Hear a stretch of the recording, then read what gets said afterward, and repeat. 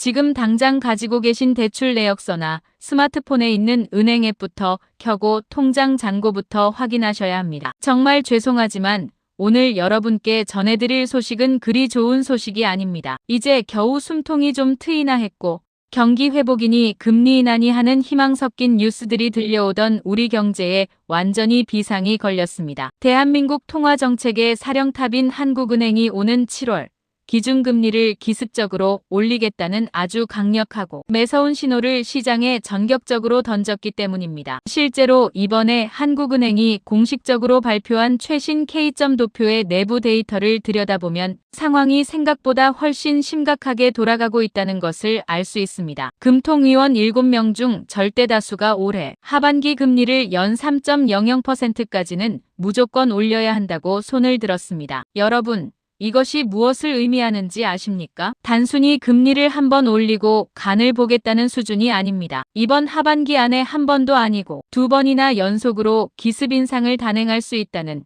그야말로 시장의 뒤통수를 치는 강력한 경고입니다. 그동안 유튜브나 언론, 주위 사람들의 말만 믿고 이제 금리 내려갈 일만 남았으니 지금이 막차다 하면서 대출 잔뜩 늘려서 집을 사거나 무리하게 영끌해서 주식과 코인에 투자하신 분들 정말 많으실 겁니다. 실제로 제 주변에도 이제 이자 부담 줄어들 테니 조금만 버티면 된다며 가슴을 쓸어내리던 분들이 한둘이 아닙니다. 하지만 냉정하게 말씀드리면 오늘 이 순간부로 지금까지 여러분이 알고 있던 시장의 판도와 모든 시나리오는 완전히 뒤집혔습니다. 왜 한국은행이 모두의 예상을 깨고 이렇게 갑자기 돌변했을까요? 그 내막을 뜯어보면 정말 소름 돋는 매크로 경제의 변화가 숨어 있습니다. 가장 큰 원인은 좀처럼 잡히지 않는 글로벌 공급망의 위기와 중동 전쟁의 장기화입니다. 기름값이 배럴당 100달러를 고공행진하면서 우리가 매일 피부로 느끼는 수입 물가와 생활 물가가 통제 불능 수준으로 치솟고 있습니다. 마트에만 가도 사과 하나, 채소 하나 집기가 무서운 지경인데 여기에 기름값까지 폭등하니 한국은행 입장에서는 발등에 불이 떨어진 겁니다. 그런데 설상가상으로 여기에 기름을 부은 결정적인 사건이 또 있습니다. 바로 우리나라 경제의 중추인 반도체 수출이 역대급 슈퍼사이클을 맞이하면서 전례 없는 호황을 누리고 있다는 점입니다. 기업들이 돈을 잘 벌고 수출 실적이 찍히니까 한국은행은 올해 우리나라 경제 성장률 전망치를 기존 2.0%에서 2.6%로 대폭 상향 조정했습니다. 이 말은 즉 한국은행 뇌구조 속에서는 지금 경제가 아주 탄탄하게 잘 버텨주고 있으니까 체력이 좋을 때 금리를 더 올려서 물가라는 괴물부터 확실하게 때려잡겠다는 판단을 내린 것입니다. 대기업과 수출 지표가 좋다는 이유로 우리 서민들이 버텨야 할 이자 부담의 무게는 전혀 고려되지 않은 채 매서운 칼춤이 시작된 겁니다. 진짜 문제는 이 거대한 폭풍의 피해와 부작용을 고스란히 떠안아야 하는 주체가 바로 평범한 우리 서민들과 개인 투자자들이라는 사실입니다. 대기업들이 반도체 팔아서 수조 원을 벌어들일 때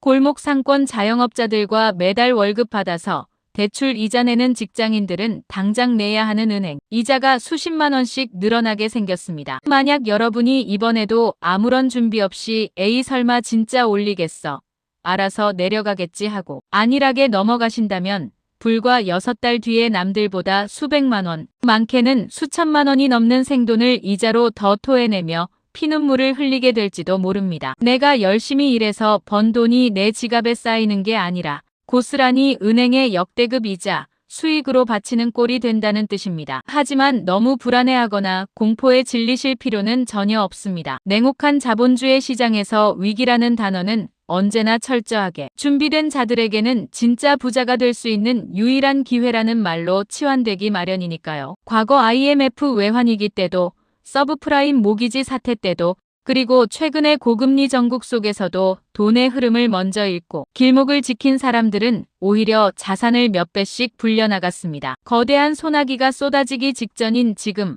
7월이 오기 전 딱 남은 30일 동안 내 소중한 돈을 완벽하게 지켜내고 오히려 자산을 압도적으로 불릴 수 있는 강력한 3단계 생존 전략을 지금부터 아주 구체적이고 낱낱하게 공개해드리겠습니다. 그렇다면 우리는 7월이 오기 전 남은 한 달이라는 이 짧은 골든타임 동안 도대체 무엇을 어떻게 해야 할까요? 머리 아픈 경제 용어 다 치우고 지금 당장 여러분의 스마트폰을 켜서 실행하셔야 하는 3가지 핵심 생존 전략을 아주 명확하게 정리해 드리겠습니다. 한 단계씩 들으시면서 내 상황에 어떻게 적용할지 곰곰이 생각해 보시기 바랍니다. 첫 번째 전략은 부채 리밸런싱. 그러니까 내가 가지고 있는 대출의 구조를 완전히 뜯어고치는 이른바 소나기 피하기 전략입니다. 여러분이 지금 가지고 계신 주택담보대출이나 신용대출의 금리 유형이 변동금리인지 고정금리인지 지금 바로 확인하셔야 합니다. 만약 여전히 변동금리로 묶여 있다면 상황은 매우 급박합니다. 한국은행이 기준금리를 기습적으로 올리기 시작하면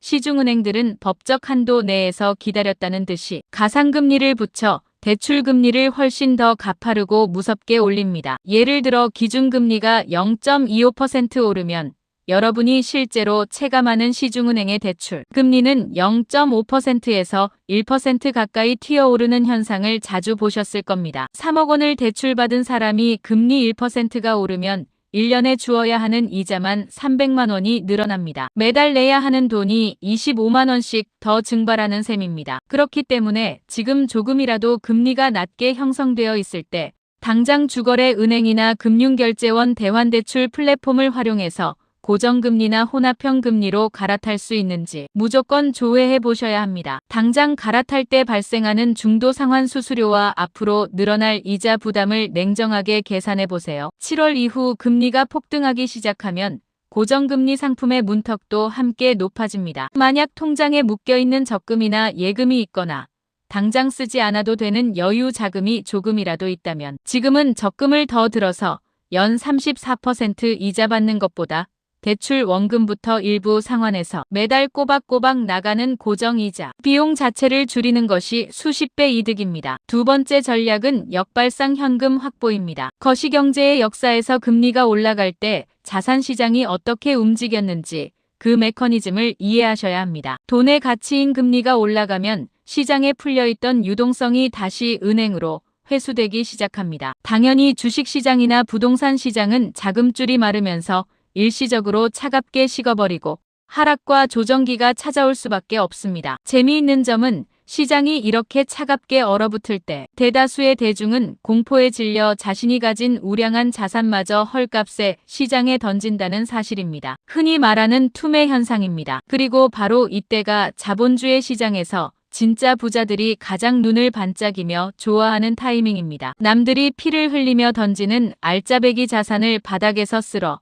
담을 준비를 하기 때문입니다. 하지만 여러분, 아무리 눈앞에 좋은 주식이 반값으로 떨어지고 사고 싶던 아파트가 수억 원씩 떨어져도 내 통장에 당장 쥘 수 있는 현금, 즉 총알이 없다면 그저 남들이 돈 버는 모습을 손가락만 빨며 무력하게 구경만 해야 합니다. 기회는 모두에게 공평하게 오지만 영양가를 챙기는 건 오직 현금을 가진 사람뿐입니다. 그러므로 지금은 무리하게 새로운 투자처를 찾아 여기저기 기웃거릴 때가 절대 아닙니다. 수익률 몇 퍼센트 더 내겠다고 위험한 자산에 손을 대는 건 고금리 칼바람 앞에 불나방처럼 뛰어드는 꼴입니다. 당장 매도해도 큰 손해가 없거나 장기적으로 비전이 없는 애매한 자산들은 지금 시즌에 과감하게 현금화하셔야 합니다. 자산을 팔아 확보한 현금을 파킹 통장이나 단기 CMA 통장에 차곡차곡 비축해 두세요. 7월 금리 인상 직후 시장에 찾아올 일시적 폭락장과 조정기는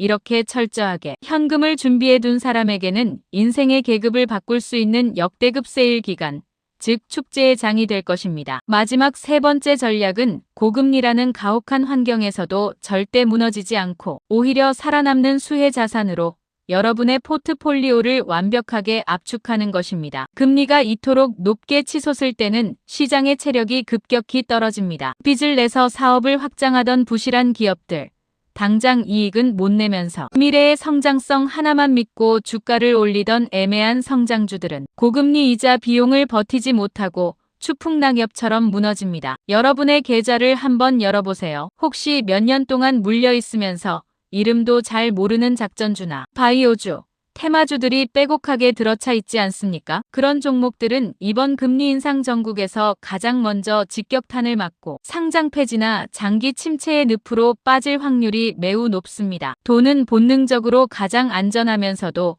확실하게 이익을 주는 곳으로 이동합니다. 금리가 오를 때는 기업 자체의 펀더멘털이 압도적으로 좋아서 매달, 매 분기마다 엄청난 현금 흐름을 창출해내는 기업으로 전 세계에 돈이 몰리게 되어 있습니다. 특히 주주들에게 확실하게 고배당을 챙겨주는 금융주나 리츠, 혹은 전 세계적인 메가 트렌드 속에서 수요가 끊이지 않는 반도체나 인공지능, 인프라 관련 핵심 독점 기업들이 바로 그 주인공입니다. 하느니 경제 성장률을 2.6%로 올린 배경에 바로 이 반도체 호황이 있다는 점을 다시 한번 주목하셔야 합니다. 내 계좌에 정체불명의 종목들이 너무 많이 널려 있다면 바로 지금 한 달 동안 냉정하고 잔인하게 솎아내셔야 합니다. 위기에 더 강해지는 시장 1등 주식과 확실한 현금성 자산으로 내 돈의 거처를 안전하게 옮겨두는 자자만이 하반기 금융시장의 생존자가 될 수 있습니다. 오늘 제가 준비한 이 냉정하고 뼈 때리는 내용들을 들으시면서 어떤 분들은 가슴이 답답해지고 또 어떤 분들은 마음이 많이 무거워지셨을지도 모르겠습니다. 열심히 직장 생활하고 성실하게 저축하고 남들 하는 대로 집 사고 투자했을 뿐인데 왜 나에게 이런 시련과 이자 부담이 다가오는지 억울한 마음이 드실 수도 있습니다. 하지만 냉혹하게도 우리가 살아가는 이 자본주의 시장은 서민들의 사정을 봐주거나 눈물을 닦아주지 않습니다. 시장은 오직 규칙대로 움직일 뿐이고 그 규칙을 이해하고 먼저 움직이는 사람에게만 달콤한 열매를 허락합니다. 위기는 대한민국에 살고 있는 모든 사람에게 공평하게 찾아오지만 그 위기를 내 인생을 바꿀 기회로 전환하는 사람은 오직 철저하게 준비하고 움직인 극소수, 바로 지금 이 영상을 보고 계신 여러분 같은 분들 뿐이라는 사실을 말입니다. 한국은행이 예상을 깨고 던진 7월 금리 인상 시사라는 경고 등은 역설적으로 우리에게 폭풍우가 몰아치기 전 마지막으로 지붕을 고치고 방어벽을 세울 수 있는 한 달이라는 천금 같은 골든타임을 준 것과 다름없습니다. 투자 방향을 잡는 데 조금이라도 도움이 되셨다면 구독과 좋아요, 그리고 알림 설정까지 꼭 부탁드립니다. 여러분이 눌러주시는 클릭 한 번과 응원의 댓글이 다음번에 더 가치 있고 날카로운 영상을 만드는데 정말로 큰 힘이 됩니다. 지금까지 시청해주셔서 진심으로 감사합니다.